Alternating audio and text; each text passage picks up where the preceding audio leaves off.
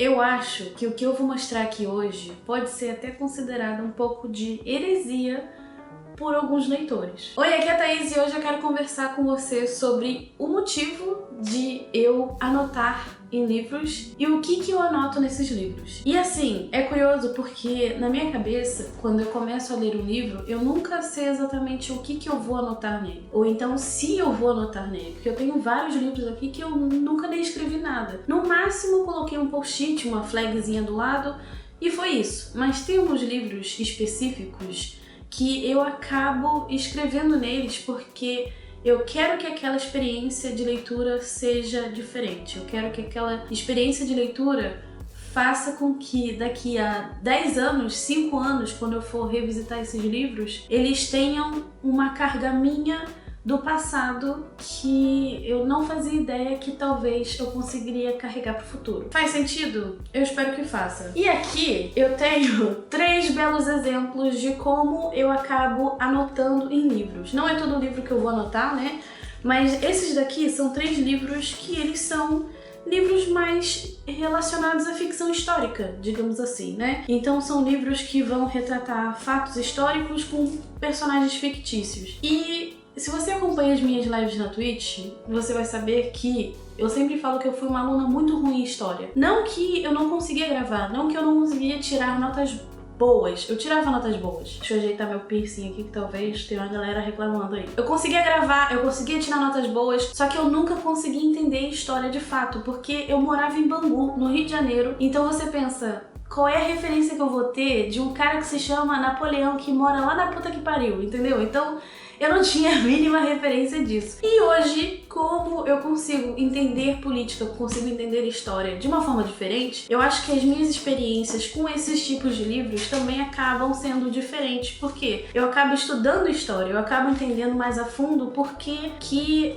a Guerra dos Farrapos teve uma influência muito grande e consequências no Brasil. A Revolução de 1923, por exemplo. Então, eu acabo pegando esses momentos e anotando sobre eles, anotando quando começou, o que culminou e como isso afetou em outras questões políticas e econômicas daquele país. Então é isso que eu acabo fazendo e eu acho muito interessante porque eu tenho certeza que esses livros aqui, pelo menos esses 3 que eu selecionei, eu vou revisitar eles. E muitas vezes eu paro na minha estante e pego esses livros e olho e leio e vejo o que eu anotei, porque eu sinto que a pessoa que eu sou hoje vai ser uma pessoa completamente diferente daquela pessoa que eu vou ser daqui a 5, 10 anos pra frente. Então eu sinto que anotar em livros é um tema muito espinhoso na internet, porque muitas vezes as pessoas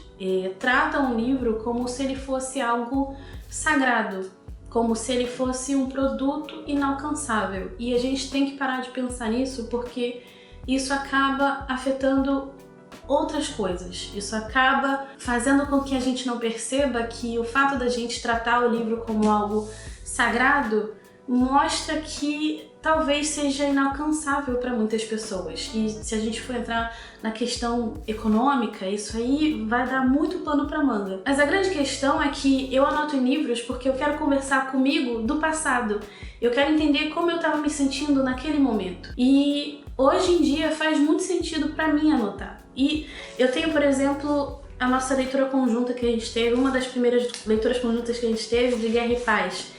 E esse é um livro que eu tenho muito orgulho de ter na minha estante, de olhar pra ele e falar assim, caraca, olha quanta coisa eu anotei, olha que legal que foi a experiência, olha, isso aqui aconteceu e eu tive essa reação naquele momento e foi muito, muito, muito bacana de ler justamente por isso. E eu não vou te mentir que o livro que eu acho que eu tenho mais orgulho de ter na minha estante, do jeito que ele está, assim, todo anotado, todo rabiscado, cheio de post-it, é Os Miseráveis. Esse daqui foi um livro que me desafiou muito, porque como eu disse, eu nunca entendi muito bem a história. E aí quando eu peguei esse livro e comecei a entender as consequências de tudo aquilo que aconteceu na época que esse livro se passa, eu falei assim, caraca, agora tudo faz sentido. E assim, você pode ver que tem alguns post-its aqui, tem uns post-its que são muito maiores, onde eu fiz muitas anotações e o que o autor pensava na época, o que ele representava na época também.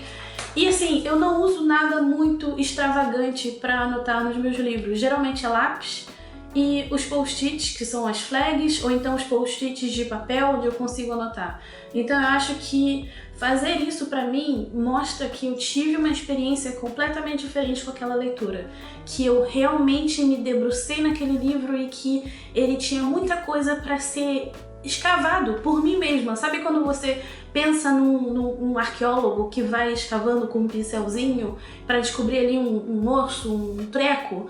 É exatamente isso que eu sinto, porque eu vou me aprofundando e eu vou entrando em diferentes áreas que eu nunca parei para pensar, ou diferentes histórias que eu nunca imaginei ter. Mas aqui eu tenho um outro exemplo, que é Novembro de 63, do Stephen King, que foi um livro que ele tem relação com questões históricas e tudo mais, mas a grande premissa dele é uma viagem no tempo, e como você pode ver, eu também marquei. Então foi um livro onde eu encontrei personagens interessantes, eu encontrei um desenvolvimento muito interessante para a história. Então não foi muito mais essa relação de escavar a história que eu não conhecia, mas muito mais de conhecer e explorar esses personagens que eu não imaginava que eu fosse encontrar. Então, pra mim, a questão de anotar em livros é isso. Cada livro vai ter uma motivação diferente para que eu faça anotações nele. Eu não tenho nada muito específico do tipo, eu anoto para marcar os personagens, ou anoto para marcar momentos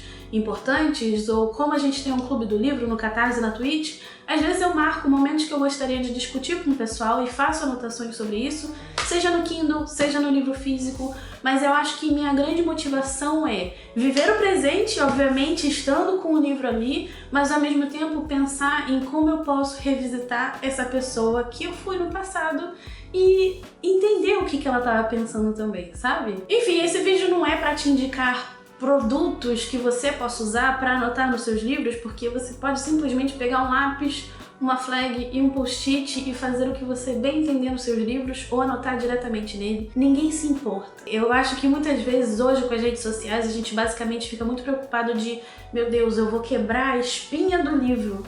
Essa preocupação existe para algumas pessoas e tá tudo bem, mas se não existe para você, tá tudo bem também. Eu acho que você vai tratar o livro da forma que você bem entender, né? É isso.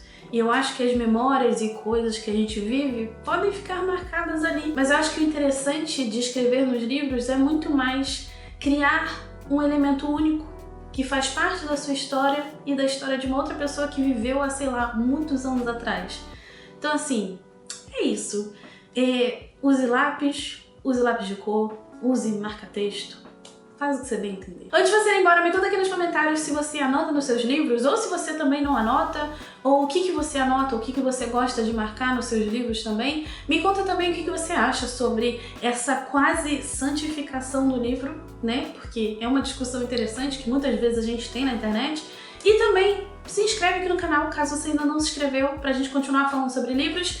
E conheça o projeto no Catarse. E a gente se vê no próximo vídeo. Um super beijo e tchau, tchau!